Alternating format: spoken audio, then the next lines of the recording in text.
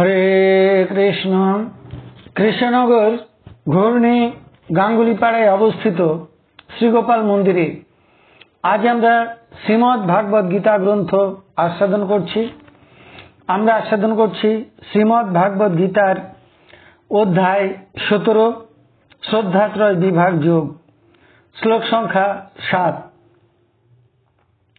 श्री गुरुदेव के नमस्कार, भगवान श्री कृष्ण के नमस्कार, भगवान श्री नारायण के नमस्कार, भगवती दुर्गा देवी के नमस्कार।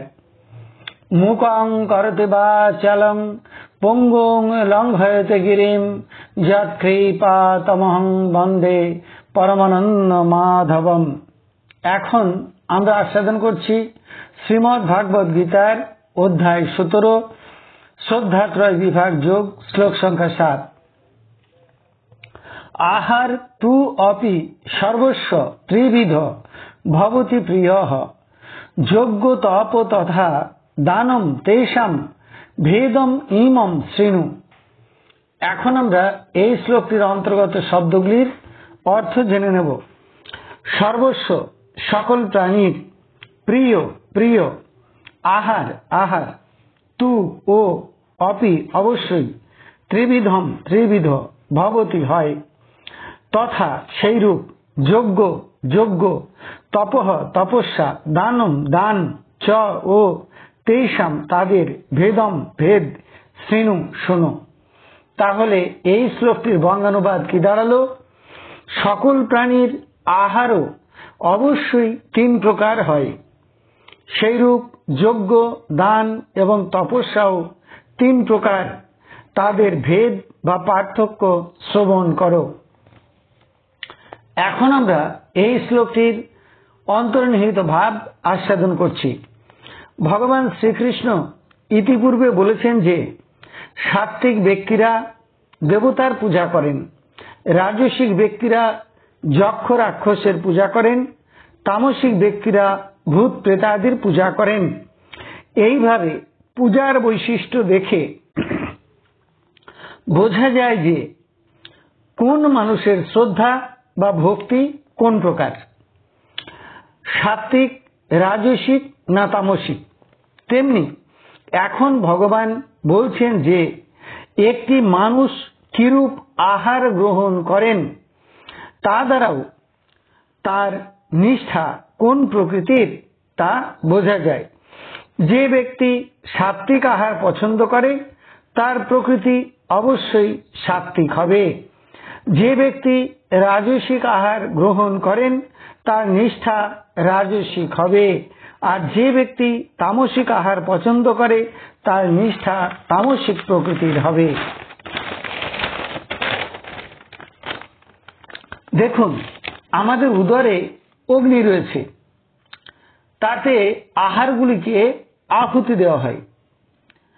গানে আছে, আমি আহার করি আহুতি দিই শ্যামা মাকে। গীতায় ভগবান বলেছেন যখন আহার করবে মনে মনে ভাববে ভগবানের হৃদয় থেকে আহার গ্রহণ করছেন। যে গুণের আহারগুলি দেওয়া হবে আহুতি, আমাদের দেহ সেই গুণের দ্বারা পুষ্ট হবে।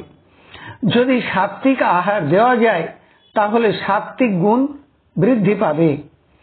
রাজসিক আহার দিলে রাজসিক গুণগুলি বৃদ্ধি পাবে। তামসিক আহার দিলে দেহে তামসিক গুণগুলি বৃদ্ধি পাবে। আগুনে যেরূপ গন্ধ বিশিষ্ট বস্তু আহুতি দেওয়া হয় তা থেকে সেই রূপ গন্ধ বের হয়। ধূপ আহুতি দিলে আগুন থেকে ধূপের গন্ধ বের হয়। দুর্গন্ধযুক্ত বস্তু আহুতি দিলে দুর্গন্ধ বের হয়। তেমনি যে প্রকার আহার আমরা গ্রহণ করব আমাদের আচরণে সেই গুণটি ফুটে উঠবে। সাত্ত্বিক আহার গ্রহণ করলে শান্ত শান্ত, ধীর, স্থির, সংযত ভাব ফুটে ওঠে। রাজসিক আহার গ্রহণ করলে দম্ভ, দর্প, অভিমান, অহংকার ফুটে ওঠে আচরণে। তামসিক আহার গ্রহণ করলে হিংসা, নিন্দা, তন্দ্রা, অসাবধানতা ইত্যাদি ভাবগুলো ফুটে ওঠে আচরণে। সেই জন্য ভক্তির পথে, ভগবানের পথে চলতে গেলে আহার শুদ্ধি হওয়া একান্ত প্রয়োজন। আহার শুদ্ধি থেকে সত্য শুদ্ধি হয়। যারা সর্বত্যাগী সন্ন্যাসী তারা বিষয়ীর অন্ন গ্রহণ করতে চান না, তারা ভিক্ষা করে ভগবানের ভোগ লাগিয়ে সেই প্রসাদ গ্রহণ করতে চান। সন্ন্যাসীরা গৃহীর বাড়িতে অন্ন নিতে গেলেও বলেন 3 বাড়ি বা 5 বাড়ি ভিক্ষা করে সেই চাল রান্নার চালের সাথে মিশিয়ে দাও। চৈতন্য চরিতামৃতে বলা হয়েছে বিষয়ীর অন্ন খেলে চিত্ত মলিন হয়, তাতে কৃষ্ণ ভজন এবং কৃষ্ণ স্মরণে বিঘ্ন ঘটে। কাজেই ভক্তির পথে ভজনের পথে চলতে গেলে আহার শুদ্ধির প্রয়োজন হয়। কেউ যদি রান্না করে আর ভগবানের নাম করে তাহলে সেই খাবার খেলেও ভক্তি বাড়ে। আহার যদি রান্না করবার সময় ঝগড়াঝাটি করে তাহলে সেই আহার গ্রহণ করলে ভক্তি লাঘব হয়। ঠিক তেমনি একটি মানুষ কিভাবে যজ্ঞ করছে, কিভাবে তপস্যা করছে, কিভাবে দান করছে তা দেখেও বোঝা যায় যে মানুষটি ঠিক কি প্রকৃতির, সাত্ত্বিক, রাজসিক না তামসিক। একটি মানুষ যদি সাত্ত্বিকভাবে যজ্ঞ করে, তপস্যা করে, দান করে তাহলে বুঝতে হবে তার নিষ্ঠা বা শ্রদ্ধা বা ভক্তি সাত্ত্বিক প্রকৃতির। আর যদি সে রাজসিক ভঙ্গিতে যজ্ঞ করে, দান করে, তপস্যা করে তাহলে বুঝতে হবে তার নিষ্ঠা রাজসিক।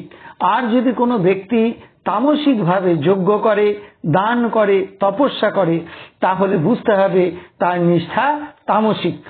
এখন ভগবান বলছেন যে হে অর্জুন, আমি তোমাকে সাত্ত্বিক, রাজসিক এবং তামসিক প্রকৃতি ভেদে আহারের কথা বলবো, যজ্ঞের কথা বলবো, তপস্যার কথা বলবো এবং দানের কথা বলবো বিস্তৃতভাবে। তুমি মন দিয়ে শোনো। তাহলে এতক্ষণ আমরা শ্রীমদ্ ভাগবত গীতার 17 অধ্যায়ের অর্থাৎ শ্রদ্ধাত্রয় বিভাগ যোগের 7 সংখ্যক শ্লোকটি আস্বাদন করলাম। আমি শ্লোকটি আরো একবার পড়ছি। সকল প্রাণীর প্রিয় আহারও অবশ্যই 3 প্রকার হয়, সেইরূপ যজ্ঞ, দান, তপস্যাও 3 প্রকার। তাদের ভেদ বা পার্থক্য শ্রবণ করো। এখন আমরা শ্রীমদ্ ভাগবত গীতার মাহাত্ম্য পাঠ করছি। শ্রী ভগবান উবাচ গীতা নামানি বক্ষ্যামি গুহ্যানি শৃণু পাণ্ডব কীর্তনাৎ সর্ব পাপানি বিলয়ং যান্তি তৎক্ষণাৎ। গঙ্গা গীতা চ সাবিত্রী সীতা সত্তা পতিব্রতা ব্রহ্মাবলী ব্রহ্মবিদ্যা ত্রিসন্ধ্যা মুক্তি গেহিনী অর্ধমাত্রা চিদানন্দা ভবগ্নি ভ্রান্তি নাশিনী বেদত্রয়ী পরানন্দা তত্ত্বার্থ জ্ঞান মঞ্জরে। ইতে তানি জপ নিত্যং নর নিশ্চল মানস জ্ঞান সিদ্ধিং লভে নিত্যং তথান্তে পরমম পদম। এখন আমরা ভগবান শ্রীকৃষ্ণের চরণে প্রার্থনা জানাচ্ছি।